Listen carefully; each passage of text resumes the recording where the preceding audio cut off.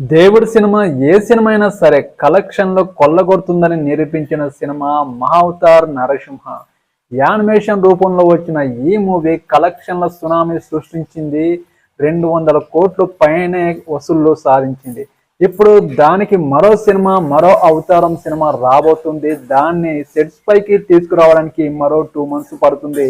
ఇప్పటి వరకైతే ఆ సినిమా స్క్రిప్ట్ కూడా రెడీ చేస్తున్నారు. పరశురామ మహావతార్ నరసింహ తర్వాత మరో అవతారం పరశురామ మూవీతో నవంబర్లో ఈ సినిమా అనేది స్టార్ట్ కావడానికి సిద్ధంగా ఉంది. యానిమేషన్ సినిమానే అయినా కానీ కలెక్షన్ మాత్రం రాబట్టింది. ఇప్పుడు మహా అవతార్ పరశురామ మంచి క్యారెక్టర్తో ఆ సినిమా ఉండబోతుందని అనౌన్స్మెంట్ కూడా చేయడం జరిగింది. ఆ సినిమా కూడా యానిమేషన్ రూపంలో నెక్స్ట్ ఇయర్ తీసుకురావడానికి సిద్ధంగా ఉన్నారు. ఆ సినిమా కూడా విష్ణువు మరో అవతారం పరశురామ, ఆ అవతారంలో మాత్రం క్యారెక్టర్ మాత్రం అద్దిరిపోతుంది.